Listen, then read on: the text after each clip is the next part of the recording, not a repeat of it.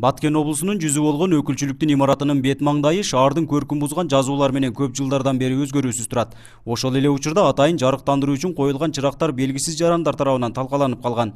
Бирок мындай көрүнүштү жоюу жагы жооптуу жактар тарабынан аткарылбай келет. Тубузда турган таштардын кыйшайып жерге кулап жатышы. Муну эмне көрбөй калдыкпы? Көрүп турабыз. Бирок ошого ар бир имаратка өзүндө тийиштүү жетекчилиги бар.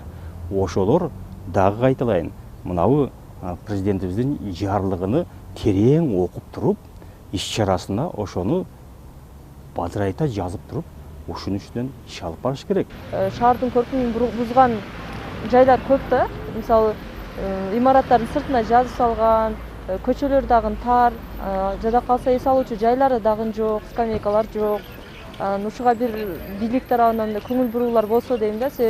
Эч болбосо бир жылда бир жолу ушундай кыргоо иштери болсо, ремонт болуп турса имараттарга. Шаар ичиндеги жагымсыз бул абал жаш өспүрүмдөр тарабынан аткарылып жатат. Анткени улуу муундар советтик тарбия менен өсүшкөн. Ал учурда тартип каттуу болчу дейт маданият кызматкерлери.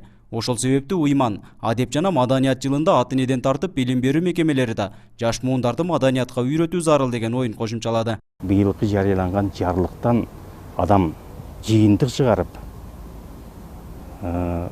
жаш муундарды айтып, деп үйрөтүшүбүз керек. Ал биринчи ата энеден башталса, үйдөн. Экинчи окуу жайдан, мектептерден. Маданият кызматкерлеринин борбору болгон маданият үйүнүн имараты да ар кандай жазууларга толгон. Бул имаратта райондук маданият бөлүмү жана облустук драм театры жайгашкан.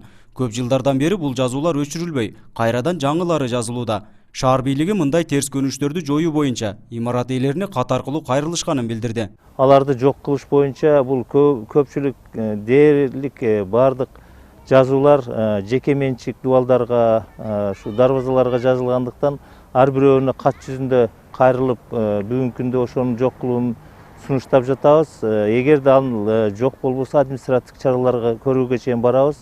Бул сөзсүз бул иш аягына чыгарабыз. Мындан сырткары шаардагы эс алуучу жайларды заман талабына ылайыкташтырып, отургучтарды орнотуу пландары да шаар бийлиги тарабынан каралууда. Ошол эле учурда парктардагы иретсиз жайгашкан тамактануучу жайлар да чыгарылат дешет. Айтылган убадалар канчалык деңгээлде ишке ашат? Көз салып турмакчыбыз. Нургазы Жайнаков, 7 канал, Баткен өкүлчүлүгү.